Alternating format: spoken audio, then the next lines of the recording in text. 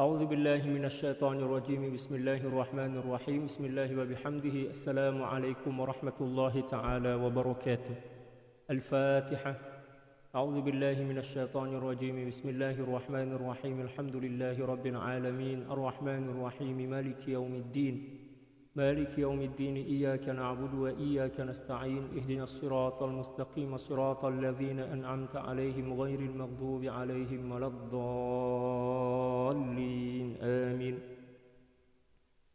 إن الله وملائكته يصلون على النبي يا أيها الذين آمنوا صلوا عليه وسلموا تسليما اللهم صل على سيدنا محمد عبدك ورسولك النبي الأمي وعلى آله وسلم اللهم صل على سيدنا محمد عبدك ورسولك النبي الأمي وعلى آله وسلم اللهم صل على سيدنا محمد عبدك ورسولك النبي الأمي وعلى آله وسلم اللهم صل على سيدنا محمد عبدك ورسولك النبي الأمي وعلى آله وسلم اللهم صل على سيدنا محمد عبدك ورسولك النبي الأمي وعلى آله وسلم اللهم صل على سيدنا محمد عبدك ورسولك النبي الأمي وعلى آله وسلم اللهم صل على سيدنا محمد عبدك ورسولك النبي الأمي وعلى آله وسلم اللهم صل على سيدنا محمد عبدك ورسولك النبي الأمي وعلى آله وسلم اللهم صل على سيدنا محمد عبدك ورسولك النبي الأمي وعلى آله وسلم اللهم صل على سيدنا محمد عبدك ورسولك النبي الأمي وعلى آله وسلم اللهم صل على سيدنا محمد عبدك ورسولك النبي الأمي وعلى آله وسلم اللهم صل على سيدنا محمد عبدك ورسولك النبي الأمي وعلى آله وسلم اللهم صل على سيدنا محمد عبدك ورسولك النبي الأمي وعلى آله وسلم عدد ما وسعه علم الله الحمد لله والصلاة والسلام على المبعوث رحمة للعالمين سيدنا ومولانا وقرة أعيننا وحبيب قلوبنا سيد الأولين والآخرين سيدنا محمد وعلى آله وصحبه أجمعين اللهم اغفر لأمة سيدنا محمد صلى الله عليه وسلم وأصلح أمة سيدنا محمد صلى الله عليه وسلم وفرج عن أمة سيدنا محمد صلى الله عليه وسلم وارحم أمة سيدنا محمد صلى الله عليه وسلم وألف بين قلوب أمة سيدنا محمد صلى الله عليه وسلم لما تحب وترضى وافتح لنا فتوح العارفين بك بحق سيدنا محمد صلى الله عليه وسلم سبحانك لا علم لنا إلا ما علمتنا إنك أنت العليم الحكيم ولا حول ولا قوة إلا بالله العلي العظيم وصلى الله على سيدنا محمد وعلى آله وصحبه وسلم الحمد لله رب العالمين. Alhamdulillah, puji syukur kehadirat Allah Subhanahu wa taala, kita kembali berjumpa pada pagi ini. Mohon maaf terlewat sedikit sebab saya tadi ada program kat luar. Alhamdulillah kita kembali berjumpa dalam kajian kitab Al-Anwar fi Adabis Suhbati Indal Akhyar, dan pada pagi ini insyaallah kita akan membahas tentang satu di antara akhlak para aulia, yaitu tarkut tadbir, tidak mengatur dan tidak masuk campur tentang apapun jua yang menjadi ketetapan dan takdir Allah Subhanahu wa taala. Dan ini merupakan satu di antara akhlak yang cukup mulia yang setakat mampu dilakukan oleh seorang yang memang telah mempunyai thubut dan rusukh keimanan dalam jiwa mereka. Pada muka surat 127 insyaallah. Qala al-muallifu radhiyallahu ta'ala anhu wa nafa'ana Allah bi'ulumihi wa 'ulumi syuyukhihi wa syuyukhina wa jami'i awliya'illahi as-salihin fid dharain Allahumma amin. ومن آدابهم ترك التدبير وهو قسمين على قسمين تدبير محمود وتدبير مذموم. Satu di antara akhlak para aulia, orang-orang soleh adalah tarkut tadbir, tidak masuk campur ya, tentang apapun jua yang menjadi ketetapan dan takdir Allah Subhanahu wa taala. Mereka pasrah. Sayyidi Ibnu Athaillah Sakandari radhiyallahu taala an manakala menjelaskan dan menerangkan tentang satu tajuk khas ini, tentang akhlak para aulia yang mana dia orang selalu berusaha mencoba untuk membuang keinginan dan pilihan terhadap keinginan dan pilihan Allah Subhanahu wa taala. Sayyidi Ibnu Athaillah Sakandari radhiyallahu taala an membuat atau menyusun satu kitab yang bertajuk atau berjudul At-Tanwir fi Isqatit Tadbir. Ini merupakan kitab yang khas menjelaskan tentang macam mana cara kita nak buang keinginan kita agar kita tidak masuk campur ya, atas apa yang telah menjadi ketetapan dan takdir Allah Subhanahu wa taala. Bila mana kita baca kitab itu, barulah kita sadar betapa jahil dan bodohnya kita tentang hakikat tauhid yang sebenar dan betapa lemahnya iman kita. Beliau berkata tarku tadbir, tidak masuk campur terhadap apapun jua yang menjadi ketetapan Allah Subhanahu wa taala. Dan tadbir ini terbahagi menjadi dua. Yang pertama adalah perancangan yang baik dan yang kedua adalah perancangan yang buruk. Tadbir maknanya perancangan atau rencana kalau dalam bahasa Indonesia. Fal mahmudu ma kana fima yuqarribuka ila Allah taala kat tadbiri fi bara'ati dhimma في براءة الذمم من حقوق العباد إما وفاء أو إما استحلالا وفي تصحيح التوبة وفيما يؤدي إلى قمع الهوى الشيطان. Jenis tadbir yang pertama adalah tadbir yang terpuji, perancangan yang terpuji. Apa dia? Ma kana fima yuqarribuka ila Allah, yaitu perancangan yang boleh semakin menghampirkan dan mendekatkanmu kepada Allah Subhanahu wa taala dalam perkara-perkara ibadah. Ya, katadbiri fi bara'ati dzimam. Contoh kata beliau, merancang untuk melakukan sesuatu yang membebaskan kita daripada kewajiban-kewajiban dan juga tanggung jawab berkenaan dengan manusia lain. Misal kita punya hutang. Kita ada rancangan kan, ada perancangan. Saya nak kerja, tujuan saya nak membayar hutang. Kita nak kerja itu adalah perancangan kan, perancangan. Ada satu rencana, keinginan untuk melakukan sesuatu yang walaupun kita tak tahu adakah Allah Subhanahu wa taala akan telah mentakdirkan kita boleh bekerja atau tidak. Janji kita merancang. Tapi perancangan yang baik ini kata beliau adalah perancangan yang memang kita tujukan atau bertujuan untuk menunaikan kewajiban kita kepada Allah Subhanahu wa taala. Bukan untuk memuaskan hasrat dan keinginan hawa nafsu kita. Contoh misal, dan ini selalu kita lakukan. Hari ini saya nak makan kat kedai si fulan, sebab saya nampak makanan dia sedap tuh, murah pula, ada diskon kan misal kita. Saya nak makan kat situ. Ini perancangan yang tak, kalau dalam pandangan tasawuf lah, ini perancangan yang sia-sia, dikira perancangan yang tak betul lah, sebab kita mentadbir atau merancang sesuatu demi kepuasan hasrat dan hawa nafsu kita. Di kalangan para aulia, kalau dia orang lapar, ada duit, kalau ada duit, tak ada duit, puasa lah kan. Ada lapar, dia jalan aja, tak perlu merancang. Dia jalan cari makan, jumpa kedai, dia yakin kedai ini bersih, suci, muslim punya, terus masuk. Kalau kita kan pilih-pilih, oh kedai ini mahal nih, kedai murah ini tak sedap nih, ya kan kita pilih-pilih. Di sini tak ada makanan yang saya sukai, saya kena cari yang lain. Itu nafsu. Tadbir macam itu adalah tadbir yang tercela, tadbir yang buruk. Dan kalau sekiranya setelah kita mentadbir atau merancang dan kita berjaya menunaikan perancangan kita itu, memang kita kenyang. Memang kita kenyang. Tapi yakinlah bahwa kenyangnya perut kita nanti, perut itu akan sebagai asbab timbulnya berbagai masalah dalam kehidupan kita. Di antaranya sakit. Sakit. Para ulama jelaskan macam itu. Kalau sekiranya kita terlalu banyak perancangan tentang dunia, perancangan untuk meraih dan mencari sesuatu yang menjadi keinginan kita, mengikut keinginan kita, mengikut fikiran kita, mengikut keyakinan kita, bukan keyakinan kepada Allah, keyakinan diri kita.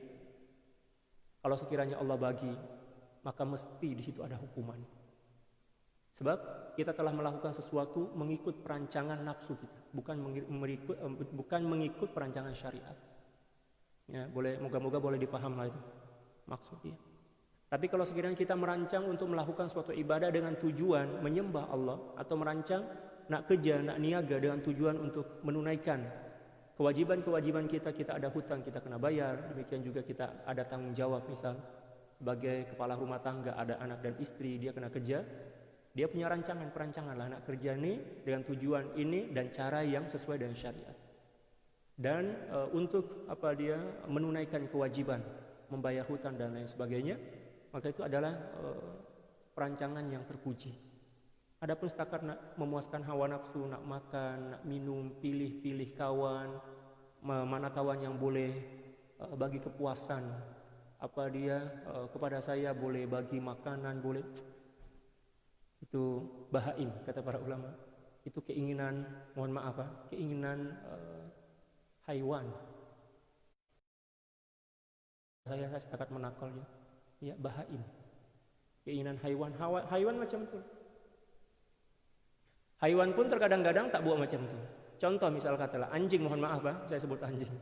Anjing tuh dia tak pilih-pilih pun, apa yang dibagi kepada dia, dia terima. Dan bila mana ada apa yang dibagi itu dah dia terima, dia terus pergi, tak menunggu tambahan. Kalau kita kan sudahlah, Allah bagi sekian, kita tunggu lagi pula, saya nak lebih daripada inilah. Perkara dunia kita nak lebih, tapi perkara akhirat kita tak nak langsung. Bukan setakat tak nak lebih, tapi memang tak nak langsung. Ini tanda kerosakan yang menguasai diri kita. Na'udzubillah, tsumma sallim ya Rabb. Imma wafa'an, sama ada bertujuan untuk menunaikan kewajiban, menunaikan atau membayar janji atau hutang. Wa imma istihlalan, atau sama ada untuk menuntut sesuatu yang halal.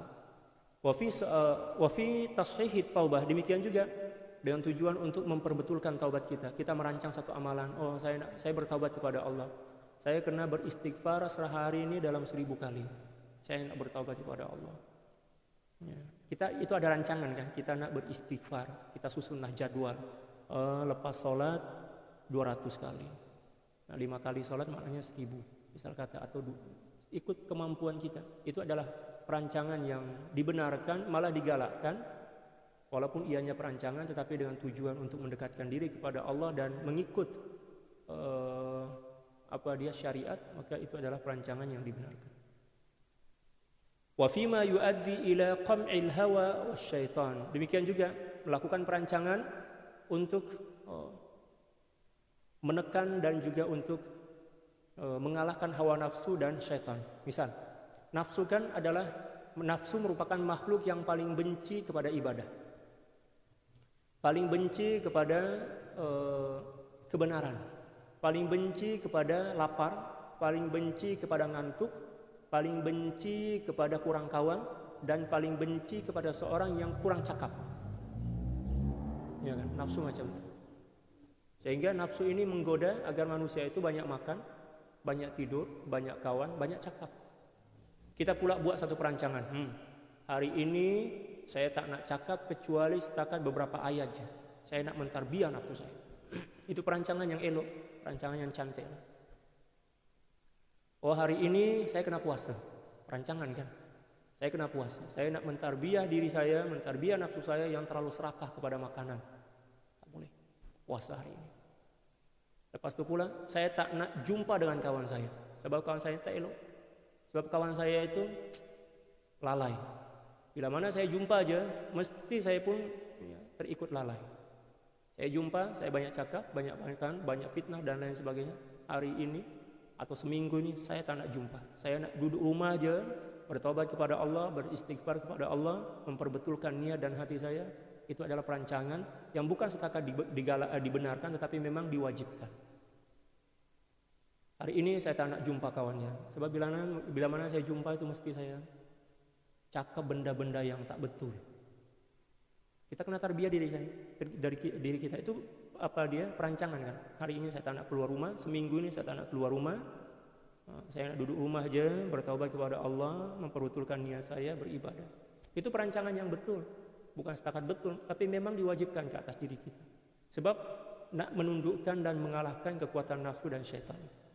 Manakala nafsu dan syaitan ini merupakan di antara dua musuh yang kita diwajibkan untuk memeranginya. Dalam Al-Quran Allah Subhanahu wa taala berfirman, "Inna syaitana lakum aduwwun fattakhidhuhu aduwwa." Sungguhnya syaitan itu adalah musuh yang nyata bagimu, maka musuhilah dia, lawanlah dia dan hancurkan kekuatannya. Demikian juga nafsu kita. Wat tadbirul mazmum. Adapun perancangan yang buruk, yang tak betul, yang tak elok. Tadbirud dunya li dunya. Allahu akbar. Pentadbiran urusan dunia dengan tujuan dunia, bukan tujuannya Allah. Kita kerja, oke kerja. Tapi tujuan kita nak setakat nak apa dia? Menikmati kehidupan dunia ini. Itu maksiat kepada Allah. Itu dosa besar. Sebab dunia itu adalah bisa kan, racun. Bisa dan racun yang bila mana kita terlalu menggemarinya, menyenanginya, apatah lagi kita letak dalam hati kita, ianya boleh menghancurkan dan merosakkan seluruh nilai-nilai keimanan yang ada dalam jiwa kita. Baginda sallallahu alaihi wasallam bersabda, "Hubbud dunya ra'su kulli khati'ah." Cinta kepada dunia merupakan punca kepada seluruh dosa dan kehancuran yang berlaku dalam jiwa. Kita saja cari dunia dengan tujuan untuk memuaskan hawa nafsu kita, untuk memuaskan keinginan kita. Tak ada beza kita dengan bahaim. Dengan, ini kata para ulama, dengan binatang. Binatang itu macam ya, lahir, makan. Makan, minum, tidur. Makan, minum, tidur, kawin. Makan, minum, tidur, kawin. Makan, itu juga pikiran dia. Bukan pikiran, sebenarnya tak ada otak kan dia. Itulah keinginan dia macam itulah. Kecenderungan dia macam itu. Binatang macam itu. Lahir, makan, minum, tidur, kawin. Itu aja 4. Makan, minum, tidur, kawin. Makan, minum, tidur, kawin. Makan, minum, tidur, kawin. Itu aja yang ada dalam pikiran dia. Kalau sekiranya ada manusia yang macam itu, yang mana dia ada akal, ada iman, maknanya lebih rendah dibandingkan haiwan. Itu kata dalam Al-Quran lah kan. Ya. Kal an'ami balhum adallu sabila. Macam binatang ternak, malah lebih sesat dan lebih buruk, lebih hina dibandingkan hewan itu. Orang yang pikiran dia, kecenderungan dia, sudahlah Allah bagi otak, bagi akal, bagi iman, bagi syariat. Ya. Tapi keinginan dia 4 aja. Makan, tidur, makan, minum, tidur, kawin. Makan, minum, tidur, kawin. Na'udzubillah. Kita kena tukar. Tujuan kita bukan itu. Itu setakat sebagai hiburan aja dalam kehidupan kita. Hiburan. Agar kita tak boring. Ya, tak bosan. Tujuan kita Allah. Tujuan kita Allah. Kembali kepada Allah. Kembali kepada Allah. Beribadah. Ya. Allahu Akbar. Wa huwa ayyudabbiru fi asbabi jam'iha iftikharan biha wastiktsaran. Yaitu dia membuat perancangan tentang asbab-asbab yang boleh menghimpun kemewahan dunia dengan tujuan untuk bermegah-megah, untuk bersenang-senang, dengan tujuan untuk berbangga-bangga, dan dengan tujuan untuk menghimpun sebanyak-banyaknya sebanyak-banyaknya dunia itu. Wa kullama mazdada minha syai'an, bila mana dunia itu semakin bertambah dalam genggamannya, izdada ghaflatan wa ightiraran, maka semakin bertambah pula lalai dan ketertipuan dalam dirinya. Semakin banyak harta kita semakin lalai, semakin jauh daripada Allah. Itu alamat atau tanda kebinasaan dan kehancuran dunia dan akhirat. Di dunia ini akan sakit, menderita. Di akhirat pula kena belasah oleh malaikat. Wa amaratu dzalik, dan tanda-tanda kepada perkara itu, antashghalahu 'anil muwafaqah, menjauhkan dia daripada tunduk dan patuh kepada keinginan Allah. Dah azan dah, masih lagi sibuk kerja. Kesian Tok Bilal, leher dia nak putus dah, urat leher dia putus. Hayya 'alas shalah, jom kita salat. Dia pula, jom kita ngopi, jom kita ngeteh. Pak cik tambah lagi Pak cik, ya tak cukup lagi minuman ini, tambah lagi. Orang dah azan dah, berhentilah sekejap. Solat tak lama pun, setakat 10 minit je kan. Tapi itulah mindset dia macam dunia. Nanti dah tua dah, sudahlah dunia yang dia cari tak dapat, tak diperoleh, atau mungkin dia peroleh tapi tak boleh dia guna. Barulah menyesal, kenapa pula hari itu saya tak bertaubat. Allah bagi peluang. Hidup dalam keadaan macam itu akan semakin menekan, akan semakin menyiksa hati kita. Dan alhamdulillah saya banyak pengalaman jumpa dan ramai orang yang macam itu. Di masa muda dia, masya Allah. Di Banjarmasin saya ramai jumpa. Di sini pun saya ramai. Masa muda dia, masya Allah, dunia, tak sempat nak sholat, tak sempat nak jumpa orang tua, tak sempat nak berbakti kepada ibu dan ayah dia, anak pun tak terurus, macam-macam. Subhanallah, dunia. Masa tua itu memang dia banyak duit. Walaupun banyak duit, dia tak boleh guna duit itu. Kalau sekiranya pun dia guna, duit itu dia guna untuk beli obat, keluar masuk hospital, cuci darah. Apa untungnya? Apa gunanya? Di masa muda kita mencari dunia untuk beli obat di masa tua kita, untuk penderitaan di masa tua kita.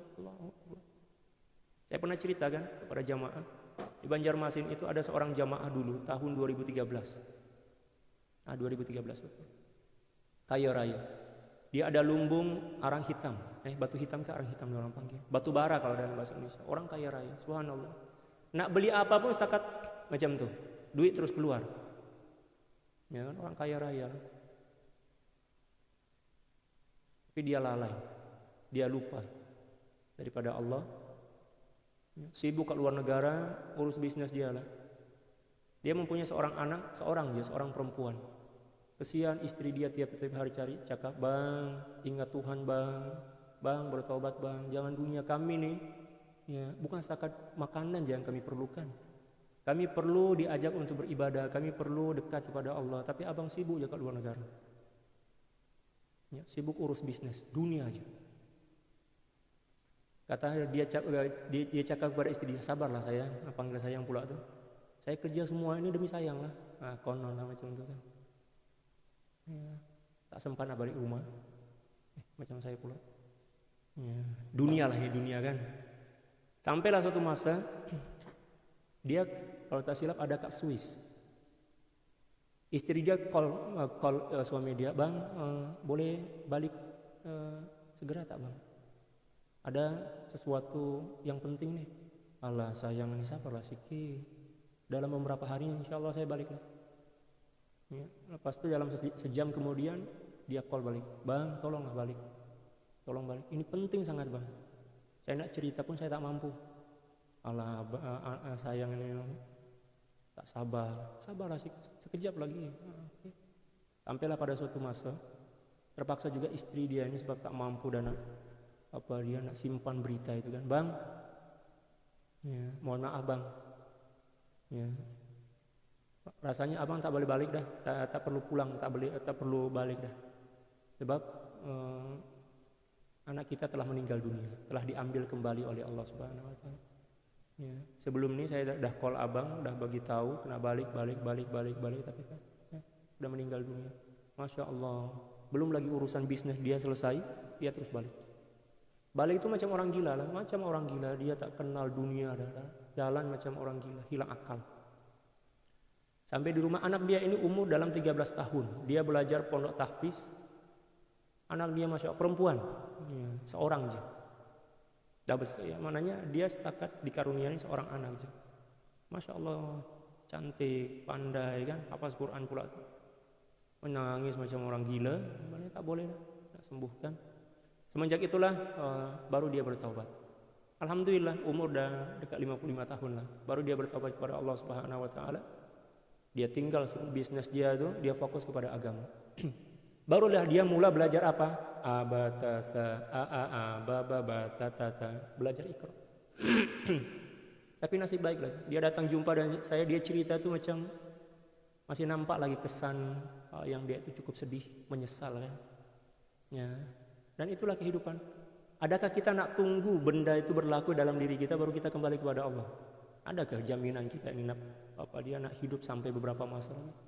Alhamdulillah. Ya, kita kena gunalah dia peluang yang Allah bagi itu. Allah. Ini satu di antara tanda yang dia ini tertipu oleh dunia dan ini dikira sebagai at-tadbirul mazmum, perancangan yang buruk. Apa dia? Antashghalahu 'anil muwafaqah, menyebabkan dia sibuk daripada melakukan ketaatan dan ya, perintah-perintah Allah Subhanahu Wa Taala. Wa tuaddihi ilal mukhalafah dan menyebabkan dia selalu melakukan pelanggaran agama. Kebanyakan orang Yang terlalu sibuk di dunia, sibuk dengan dunia, sudahlah kewajiban tak ditunaikan dan mesti akan terjerembab, ya, jatuh ke lubang kemaksiatan. Dan itu banyak berlaku. Seperti yang saya sebutkan tadi kan, di Banjarmasin itu ramai orang kaya. Ya, tapi kekayaan itu dia orang guna hura-hura, jumpa kawan, ya, ajak makan, ya kan, minum, maksudnya minum kalau dalam istilah bahasa Indonesia itu minum itu maknanya minum arak lah. Berjudi, main perempuan. Dah tua nanti, dah tak boleh nak buat apa dah. Tubuh badan dia, demikian juga apa yang dia bangga-banggakan tak boleh gerak dah, baru dia menyesal. Macam ni. Tiap-tiap minggu ya, keluar masuk hospital cuci darah. Seolah-olahnya menggali lubang neraka untuk diri dia sendiri. Itu di dunia, apatah lagi di akhirat. Na'udzubillah. Wa amma tadbiru dunya lil akhirah fala ba'sa bih. Adapun bila mana dia melakukan perancangan untuk dunia tetapi tujuannya adalah untuk akhirat, dia bekerja untuk mendapatkan akhirat, untuk beribadah, untuk boleh berhaji dan lain sebagainya, fala ba'sa bih, tak ada masalah. Kama yudabbiru al-matajir. Ya, contoh misalnya seorang yang mentadbir atau merancang perniagaan, tak ada masalah, tapi tujuan dia adalah Allah. Dia niaga itu nak beribadah lah, sebab niaga pun ibadah. Ya, tanda yang dia beribadah dalam niaga itu tujuan dia bukan keuntungan. Tujuan dia nak tolong kaum muslimin. Bagi harga semurah mungkin, semurah-murahnya, tapi tetap tidak merugikan diri dia. Ya kan? Itu cara niaga yang benar, yang betul. Tujuan dia nak tolong orang. Kalau setakat nak cari keuntungan, apatah lagi nak menghimpun kemewahan, maksiat yang besar. Liyakula minha halalan thayyiban wa yun'ima minha ala dzawil faqati ittisala.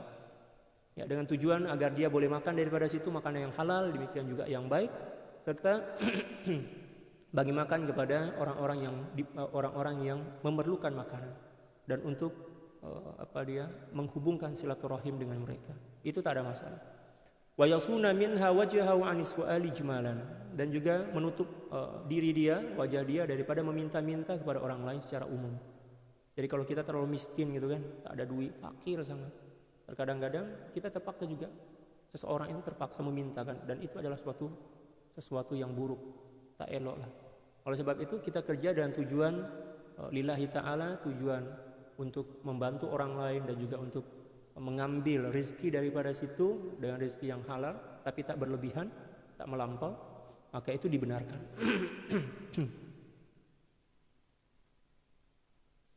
Wa amaratu dzalika, dan tanda-tanda kepada perkara itu adamul istiktsari wal iddikhar, tidak terlalu memperbanyak mengejar dunia. Kalau dah ada alhamdulillah. Dia tidak terlalu ambisius kalau dalam bahasa ini. Ambisi dia Allahu Akbar. Dan tidak menyembunyikan atau menyimpannya. Dia dapat, peroleh, terus bagi. Itu yang betul, tak ada masalah. Tapi kalau dia dapat dunia itu, dia simpan sampailah dia tak tahu dah nak letak kat mana, tak bagi hak orang-orang yang berhak dalam harta itu, maka itu akan menjadi bencana. Itu satu di antara tanda dia.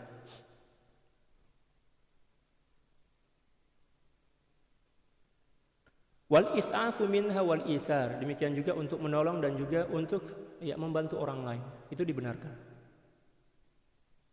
Wa min adabihim, dan di antara adab para aulia, orang-orang soleh, tarkul ikhtiyari ma'allahi ta'ala, faqad dzakaru anna bani Israil lamma ja'alu lahum ma'allahi ikhtiyaran duribat alaihimuz zillatu wal maskanah.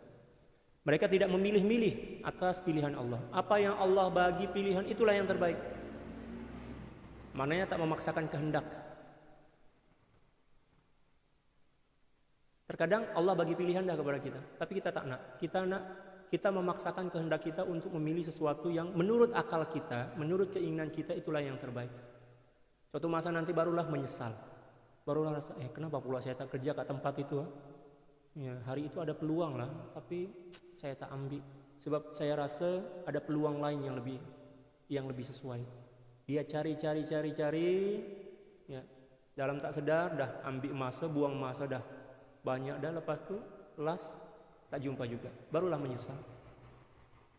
Ambil peluang yang Allah bagi yang terdekat dengan kita. Itu adab yang diajarkan oleh seorang muslim.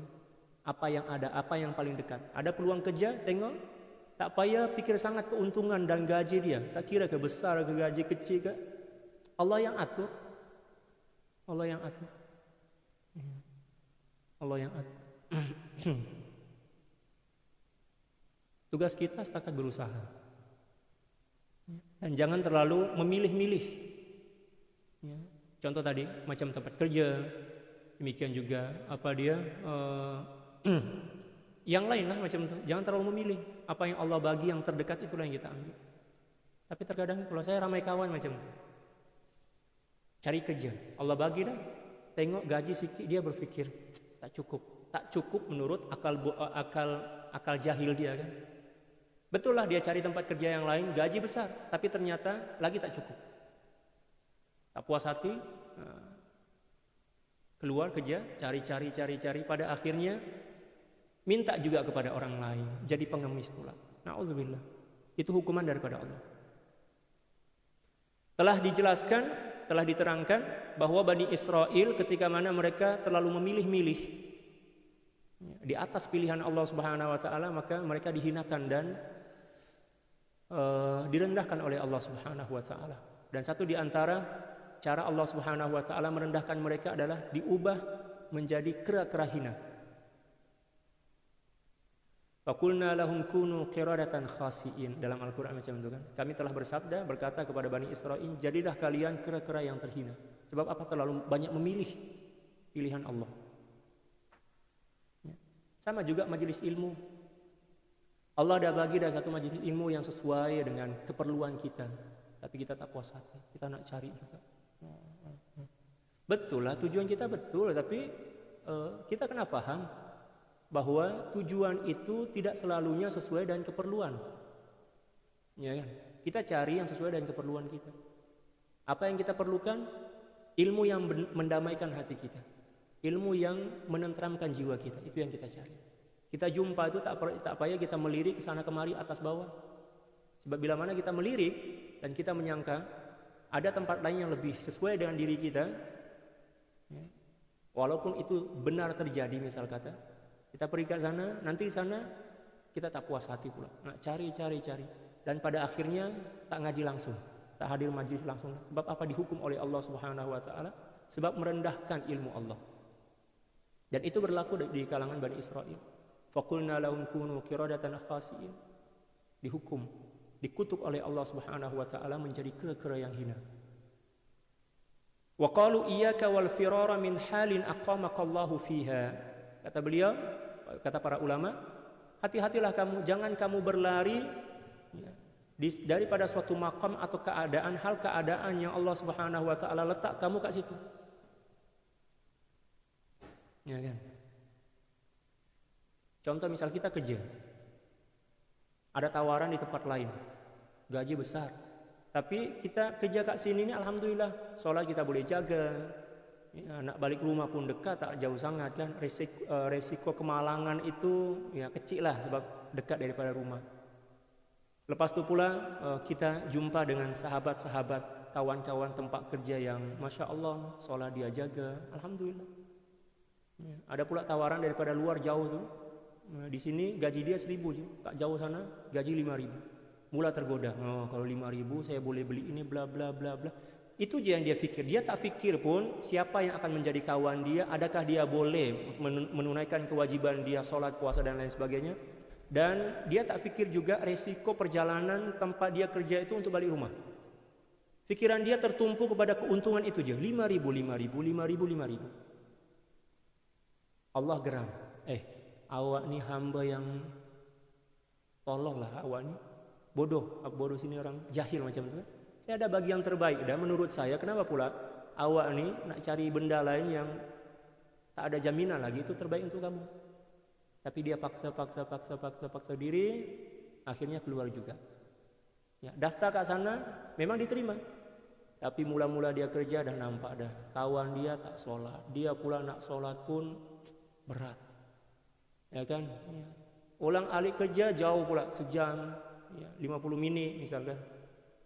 Ya, memang gaji 5.000. tapi letih, jam pula tuh. Pada akhirnya apa? Menyesal. Oh, kenapa pula saya tak istiqomah, saya tak tetap juga tempat kerja pertama itu. Nak balik, ya tak boleh. Tak ada lowongan dah. Barulah menyesal, sakit hati, sakit tubuh badan dia, menderita, bla bla bla. Pada akhirnya, itulah hukuman daripada Allah. Kita kena redha, terima apapun yang Allah bagi. Ya, dimanapun Allah letak kita. Allah letak kita untuk mengaji. Ya, mengaji istiqomah. Ya, jangan musiman kalau dalam bahasa Indonesia itu semangat musiman. Kalau hati sedang gembira datang pengajian. Silap. Kalau ada masalah baru datang pengajian. Kalau tak ada masalah lupa kepada pengajian, malah lupa dengan guru-guru dia. Jumpa ke jalan pun, ke tepi jalan pun terkadang-kadang tak sempat bagi salam, tak sempat. Itu orang celaka itu. Kebanyakan kita macam tu. Ada masalah baru datang jumpa. Tok guru, saya ada masalah nih, tolonglah. Suami saya, istri saya, anak saya, bla bla bla semua. Semua dia tumpahkan kepada tok guru itu. Kesian tok guru ini macam tong sampah.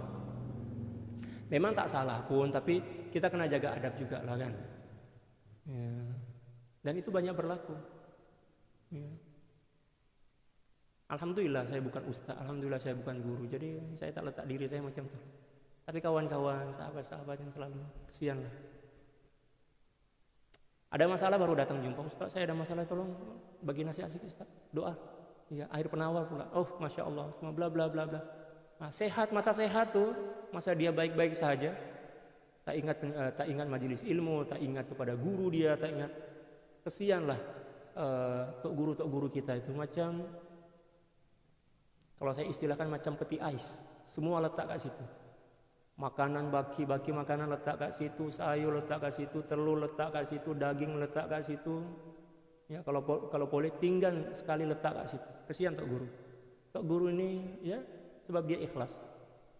Dia sabar kan. Senyum je, senyum, tak pernah pun dia marah. Guru-guru kami macam tu. Ya. Subhanallah. Jangan biasakan buat macam tu sebab Allah akan menghukum kita. Fa innal khaira fima ikhtarahu Allah lak. Karena sungguhnya kebaikan yang sejati, kebaikan yang sebenar itu adalah berada terletak pada pilihan Allah. Apa yang Allah pilihkan untukmu itulah yang terbaik. Walaupun tak sesuai dengan akal kamu, walaupun tak sesuai dengan keinginan kamu, itulah yang terbaik. Asa an takrahu syai'an wa huwa khairul lakum, asa an tuhibbu syai'an wa huwa syarrul lakum. Jelas sangat dah firman Allah. Tapi kita tertipu oleh akal kita. Kenapa kita tertipu oleh akal kita dan kita terpaksa juga memilih pilihan yang bukan merupakan pilihan Allah? Sebab kita mengukur diri kita dengan orang lain. Boleh paham? Kita mengukur diri kita dengan orang lain. Betapa jahilnya, betapa hinanya seseorang bila mana dia beli baju, dia yang nak guna tetapi guna ukuran orang lain. Badan dia size L misal, tapi pula dia tengok tubuh badan kawan dia, ini XL. Saya gunalah tubuh badan kamu, saya nak beli baju ini mengikut size kamu, tapi dia yang guna. Itu orang tak ada akal lah tuh. Jadi terkadang kita meninggalkan sesuatu, sama ada tempat kerja, tempat pengajian, dan sahabat dan sebagainya, sebab terlintas dalam imajinasi kita, pikiran kita mengukur diri kita dan orang lain. Kawan saya itu boleh berkawan dan memang alhamdulillah dia orang akur-akur je. Kalau sekiranya saya pun berkawan dengan dia mungkin, atau berkawan dengan kawan yang macam itu, saya pun boleh lebih happy, lebih bahagia. Ya, dia tak faham bahwa karakter masing-masing manusia itu berbeza, sifat masing-masing manusia itu berbeza, kesesuaian manusia itu berbeza-beza. Kita kena mengukur diri kita mengikut size kita, jangan pula kita ukur dengan size orang lain. Ya kan?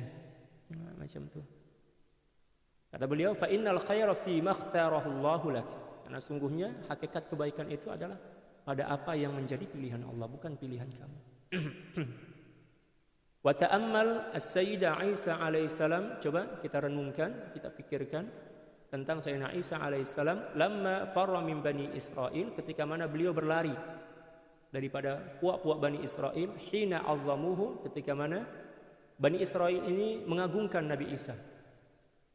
Ya, kaifa ubida min dunillah wa waqa'a fi halin ashadda mimma farra minhu. Subhanallah. Jadi suatu masa dulu Sayyidina Isa ini kan diagungkan oleh Bani Israel. Bani Israel ini adalah kaum yang paling banyak Allah Subhanahu wa taala utus utus nabi kepada mereka.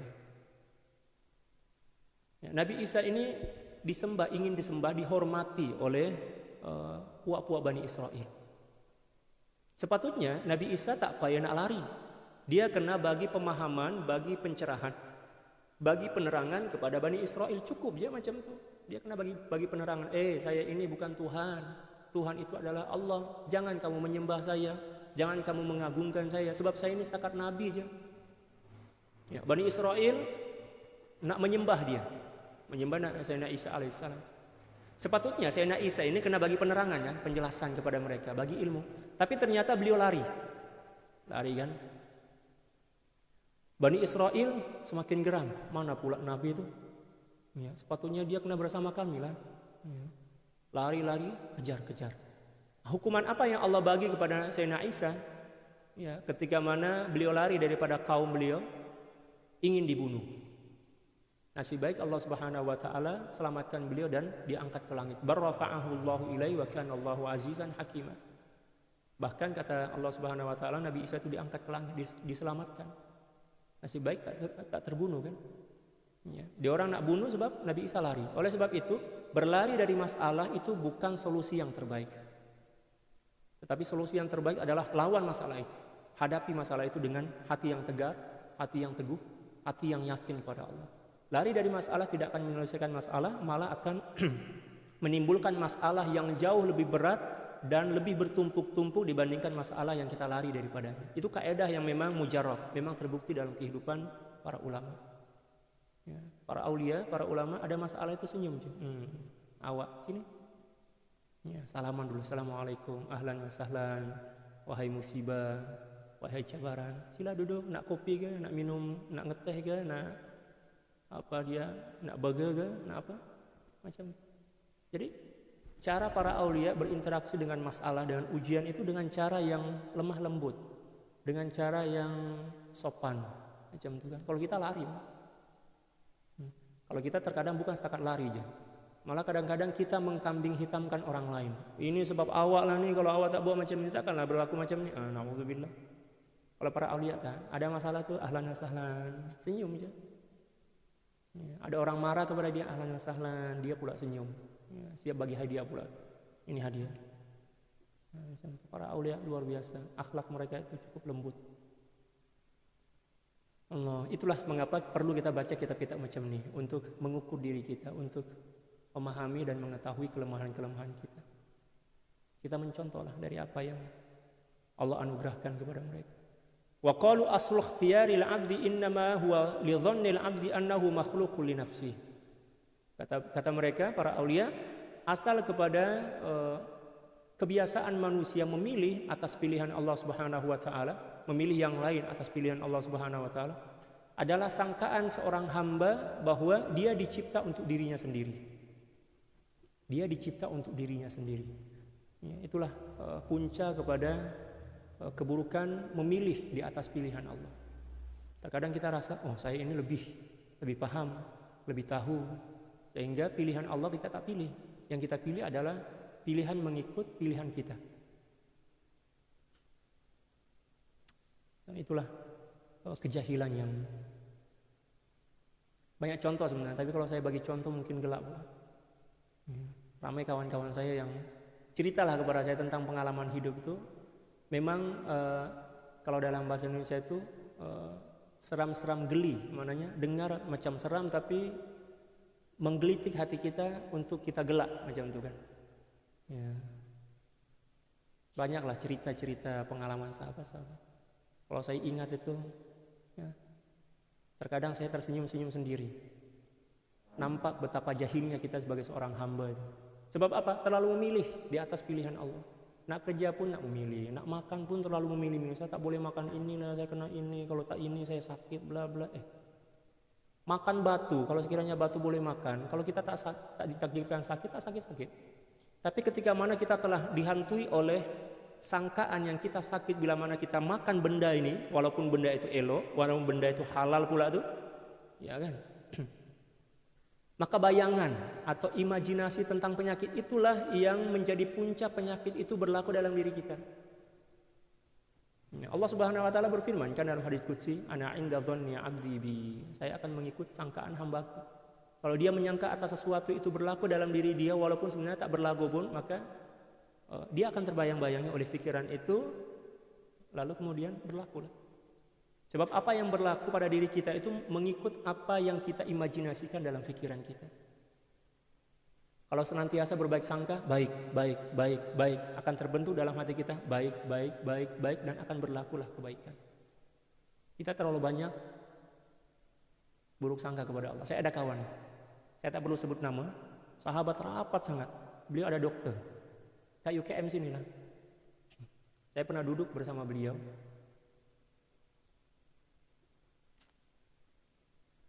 Allah.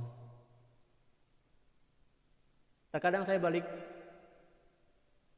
kuliah lah kan, bagi ceramah-ceramah biasalah ada puan-puan tuh bagi makanan, cake dan lain sebagainya. Saya tak seberapa minat, bukan sebab saya memilih-milih, tapi memang saya tak boleh makan cake yang guna susu dan lain sebagainya. Saya suka makanan kampung, masakan kampung lah macam itu. Nasi lemak, nasi kerabu itu memang saya suka. Saya bawa makanan-makanan yang banyak campuran macam itu kan.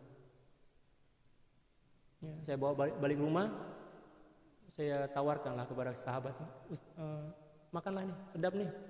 Ustaz tak makan gitu? Saya tak makan, saya tak biasa. Sebab memang bukan saya pilih-pilih, tapi memang saya tak boleh makan.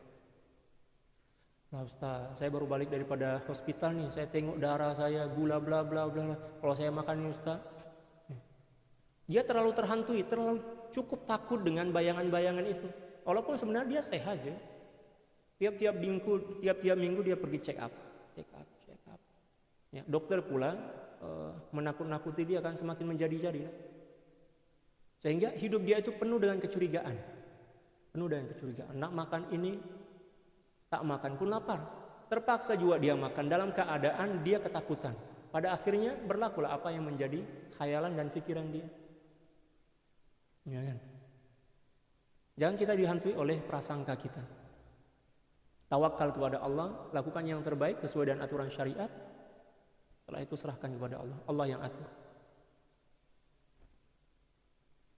Wal haqqu ta'ala ma khalaqal 'abda illa lah. Dan Allah Subhanahu wa taala tidaklah mencipta makhluk kecuali untuk dirinya. Sudah Mas. Fala yu'ti 'abdahu illa ma yasihhu ay yakuna lahu ta'ala. Dan tidaklah Allah Subhanahu wa taala menganugerahkan atau memberikan kepada seorang hamba kecuali mesti yang sesuai untuk dirinya, sesuai baginya. Wa qalu, dan para aulia berkata, la tarkan ila syai'in wa la ta'man makrallahi li syai'. Janganlah kamu cenderung dan bersandar kepada sesuatu selain dari Allah. Dan janganlah kamu merasa aman daripada perancangan Allah. Wala li ghairi syai'in, demikian juga jangan kamu merasa selamat daripada segala sesuatu apapun, sebab segala sesuatu itu mengikut kehendak Allah Subhanahu wa taala. Wala takhtar syai'a, dan janganlah kamu terlalu memilih-milih sesuatu. Fa innaka la tadri atasilu ila makhtartahu am la. Karena kamu tak boleh tahu secara pasti adakah kamu boleh menggapai atau meraih apa yang kamu inginkan itu. Terkadang kita menginginkan sesuatu, tapi tengok sesuatu itu jauh daripada kemampuan kita. Ya kan? Allah dah bagi tempat kerja yang sesuai dah. Kita pula memilih yang lain, dan itu tak pasti kita akan peroleh, dan pada akhirnya kita menyesal. Tsumma in wasalta ilaihi fala tadri alaka fihi khairun am la.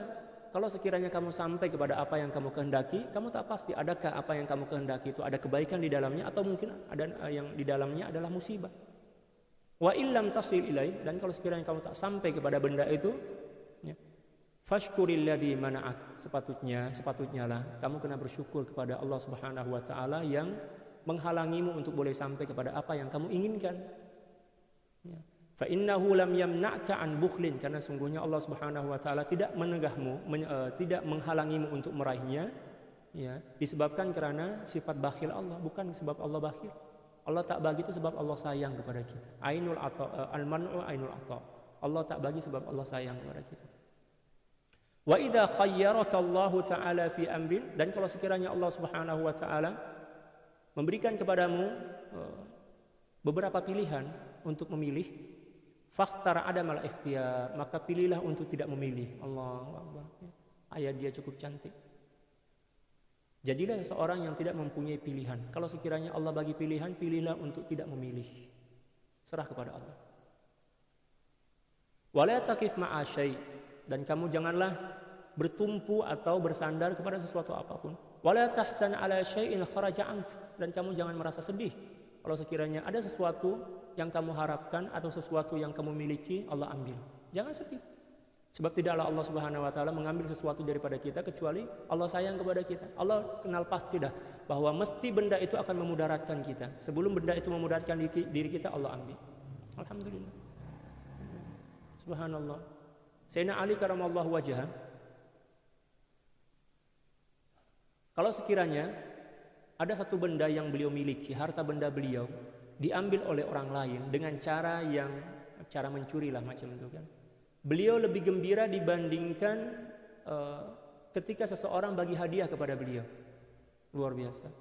Jadi ada satu ungkapan Sayyidina Ali karamallahu wajhah, kata beliau, saya lebih gembira bila mana apa yang saya miliki ini diambil oleh Allah Subhanahu wa taala melalui manusia, 10 lipat ganda kebahagiaan saya dibandingkan ketika mana saya menerima hadiah itu.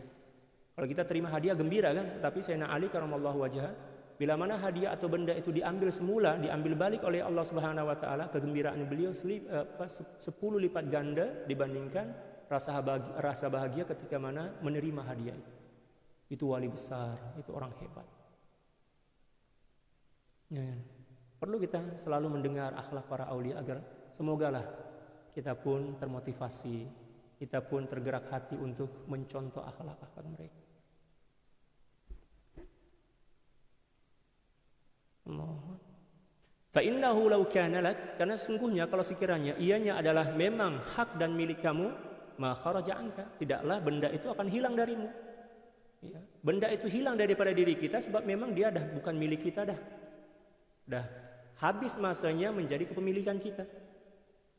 Tak kiralah barang ke, harta benda ke, ya kan, suami ke, istri ke, anak ke, dah masanya bukan milik kita, Allah ambil baliklah. Anak kita misal meninggal dunia, itu maknanya dah sampai masanya untuk kita berpisah. Allah nak ambil balik milik dia lah kan. Tak boleh kita komplain kenapa pula ini bla bla bla bla. Kecuali dalam menjelaskan tentang hukum hakam syara. Kalau diperlukan barulah kita menjelaskan kepada orang lain, tetapi bukan tujuan nak berkeluh kesah ataupun dengan tujuan tak puas hati kita menyampaikan hukum hakam syara. Setakat menerangkan je mengikut syara. La tafrah bima yahsulu laka min umuri darain siwallahi ta'ala fa inna ma siwahu ta'ala adam. Dan janganlah kamu terlalu gembira ya, ketika mana engkau memperoleh kebahagiaan atau memperoleh sesuatu sama ada urusan dunia, demikian juga akhirat, selain daripada Allah, karena sungguhnya selain daripada Allah adalah fata morgana, bayang-bayang, tak wujud. Lagi sikit, insyaallah kita berhenti. Wa qalu, dan para aulia berkata, la takhtar jalba na'ma, janganlah kamu memilih untuk Allah, untuk mendapatkan kemaslahatan dari keinginan kamu. Wala daf'a balwa, dan juga janganlah kamu mempunyai keinginan untuk jauh daripada musibah. Sebab walaupun kita berkeinginan untuk jauh daripada musibah, kalau sekiranya musibah itu telah ditakdirkan oleh Allah Subhanahu wa taala, kita tidak akan pernah menjauh dan malah kita akan semakin berdekat. Alangkah lebih baiknya kita sibuk dengan berzikir kepada Allah. Fokus kepada Allah. Jangan menjadi manusia yang tak fokus kepada Allah. Karena fokus kepada Allah. Fa innan na'ma awasilatun ilaika bil qismah, karena sungguhnya nikmat itu mesti akan sampai kepadamu ya, dengan ketetapan Allah. Sama ada kamu mencarinya atau tidak mencarinya. Tapi memang menurut syariat kita kena sambut, bukan mencari ya. Kita kena sambut, tetapi jangan sampai penyambutan kita terhadap nikmat itu menyebabkan kita lalai dan lupa daripada Allah.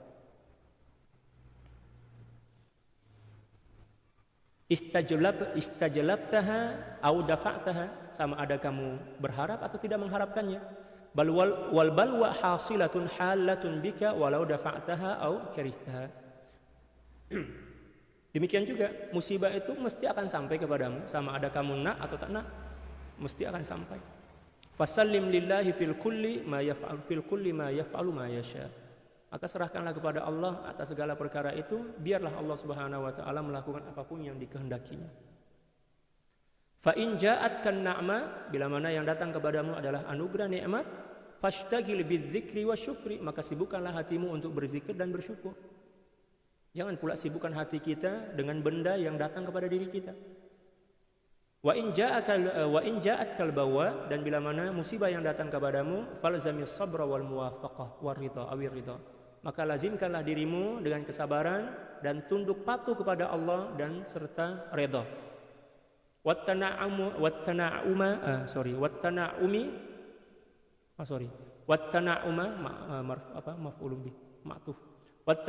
biha ala qadri ma tu'ta minal halat, dan merasa seronok dengan musibah itu. Merasa seronok dan musibah ini memang bukan perkara yang mudah, mengikut kemampuan dan makam kamu. Ada musibah itu senyum. Sebenarnya macam ini, saya bagi tahu ada satu rahasia. Gembira ataupun senyum bahagia ketika mana kita ditimpa musibah, itu sebenarnya merupakan 80% 80% solusi daripada musibah itu. Kita senyum aja itu, maknanya 80% daripada beban musibah itu udah hilang dah. Tapi selalunya kita tertipu oleh besarnya musibah kan. Kalau sekiranya ada musibah macam ini datang, baik, assalamualaikum musibah, salam, daripada mana? Masih sehat kan?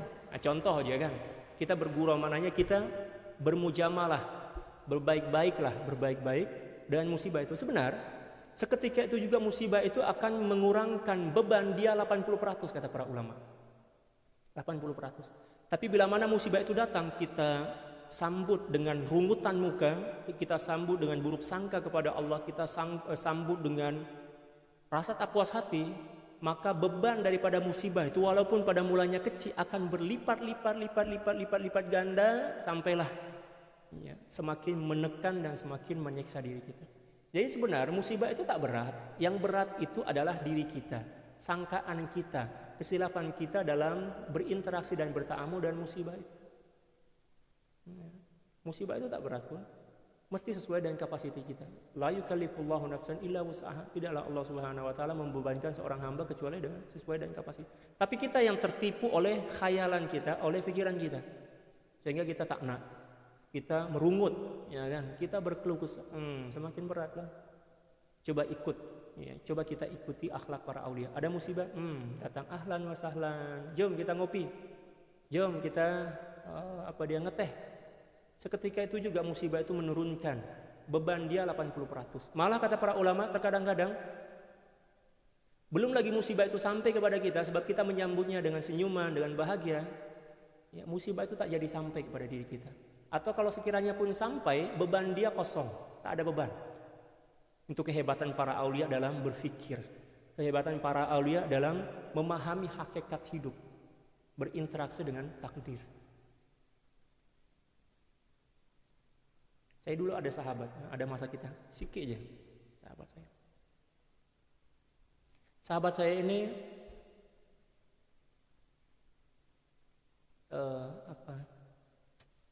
biasalah masa belajar kan, banyak benda yang perlu kita bayar rumah, bayar bil air dan lain sebagainya kan. Ya, kawan saya ini memang duit tak ada, duit biasalah, orang kampung, orang miskin, fakir kan. Ya. Awal bulan tuh dia happy aja. Dia tak fikir pun yang dia ini kena bayar rumah. Tapi bukan bermakna dia tak nak bayar, mesti dia bayar. Dia faham lah tentang kewajiban membayar kan. Bil air pun macam tu, makanan pun macam tu.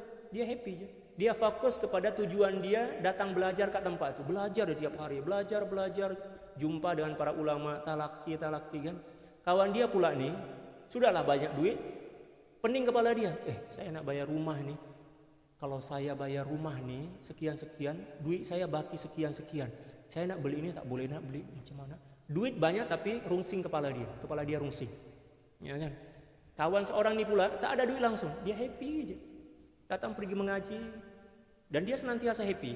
Terkadang-kadang orang menyangka yang dia ini banyak duit, walaupun tengok dompet dia, tengok poket dia memang kosong langsung. Gembira aja. Ya. Lalu kawan dia cakap, Ustaz, jangan lupa tau, jangan tak ingat, esok kita kena bayar rumah tau. Bayar rumah, bayar bil air, bil api, lepas itu pula bayar di sana kan. Masa belajar kami dulu ada samalah dengan di Malaysia juga. Ada abang-abang tukang ambil sampah itu kan kena bayar juga kan. Lepas itu kena bayar security, imarah atau apartemen tempat kami tinggal itu kena bayar juga bulanan. Kata kawan kepada kawan saya ini, oh oke, insya Allah ya, kita bayar. Dia cakap macam itu. Kawan dia pula cakap, awak ada duit gak? Dia cakap sekarang memang tak ada duit, tapi insya Allah kita bayar. Saya yakin kita bayar. Insya Allah. Saya setakat ini tak pernah pun saya tak bayarkan. Kata kawan dia, betul juga. Tak pernah pun dia tak bayar. Dia tak pernah rungsing, dia tak pernah pening, sebab tujuan dia datang mengaji. Dan Allah Subhanahu Wa Taala telah berjanji, ya kan? Sesiapa orang, baginda Sallallahu Alaihi Wasallam juga telah menerangkan, sesiapa orang yang berjalan menuntut ilmu, dia akan dimudahkan seluruhnya. Allah yang akan yatakaffal, yang mengatur semuanya. Betul lah. Ya. Malam ini kan. Bukan malam, petang. Kawan dia datang balik. Macam mana duit udah ada belum? Setakat ini belum ada. Tapi awak jangan risau. Ya, itu kewajiban saya. Kenapa pula awak yang risau? Saya lah yang kena risau. Tapi saya tak risau pun, sebab saya yang wajib bayar kan. Iyalah betul lah. Tapi ya, duit itu kena kumpul sekarang. Oh macam itu kan. Oke, tunggu insya Allah mesti saya bayar. Dia pergi sholat berjamaah ke masjid, ya kan. Ya, lepas itu jumpa dengan guru dia ke masjid itu, yang selalu mengajar dia. Ya, kata guru dia, Abdullah, mari sini. Ya, ini ada hadiah untuk kamu.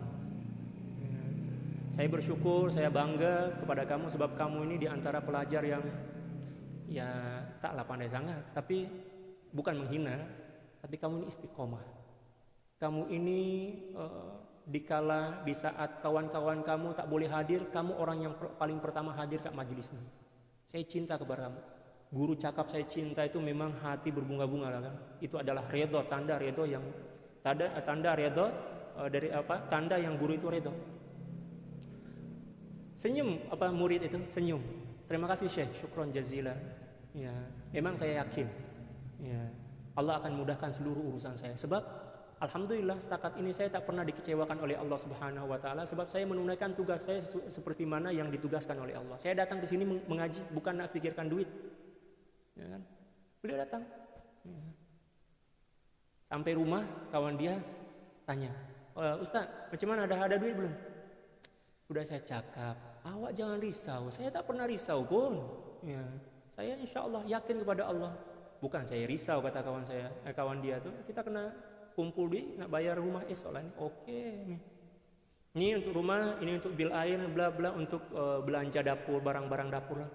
Terkejut kawan dia tuh. Daripada mana ini duit ini? Daripada langit. Alhamdulillah daripada Allah. Siap bagi lebih pula tuh. Ini untuk lebih kalau awak nak guna taksi bayar. Subhanallah. Itulah. Nak cakap pun tak boleh nak cakap. Keyakinan kepada Allah. Siqah billah. Kita kena biasakan hidup macam itu. Jangan risau, jangan terlalu. Allah semua yang atur. Ya kan? Hatta tasila ila rafiqil a'la, sehinggalah kamu meninggal dunia. Teruskan seperti itu. Ya, istiqamah, ya. Jangan terlalu sibuk dengan pentadbiran Allah, jangan terlalu sibuk dengan perancangan Allah, sebab Allah yang maha merancang. Kita ini makhluk setakat mengikuti apa yang menjadi perancangan Allah. Wa tuqamu fi maqami man taqaddama minas siddiqin, dan di akhirat nanti kamu akan diletakkan oleh Allah Subhanahu wa taala di tempat orang-orang yang jujur, para aulia, orang-orang mulia.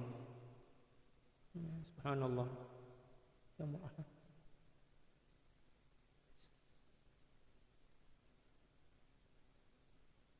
Allahu a'lam bishawab.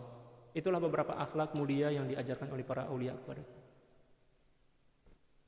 إن الله وملائكته يصلون على النبي يا أيها الذين آمنوا صلوا عليه وسلموا تسليما اللهم صل على سيدنا محمد عبدك ورسولك النبي الأمي وعلى آله وسلم اللهم صل على سيدنا محمد عبدك ورسولك النبي الأمي وعلى آله وسلم اللهم صل على سيدنا محمد عبدك ورسولك النبي الأمي وعلى آله وسلم اللهم صل على سيدنا محمد عبدك ورسولك النبي الأمي وعلى آله وسلم اللهم صل على سيدنا محمد عبدك ورسولك النبي الأمي وعلى آله وسلم اللهم صل على سيدنا محمد عبدك ورسولك النبي الأمي وعلى آله وسلم اللهم صل على سيدنا محمد عبدك ورسولك النبي الأمي وعلى آله وسلم اللهم صل على سيدنا محمد عبدك ورسولك النبي الأمي وعلى آله وسلم اللهم صل على سيدنا محمد عبدك ورسولك النبي الأمي وعلى آله وسلم اللهم صل على سيدنا محمد عبدك ورسولك النبي الأمي وعلى آله وسلم اللهم صل على سيدنا محمد عبدك ورسولك النبي الأمي وعلى آله وسلم عدد ما وسعه علم الله. Sekian wallahu al-muwaffiq wal hadi ila sabilir rasyad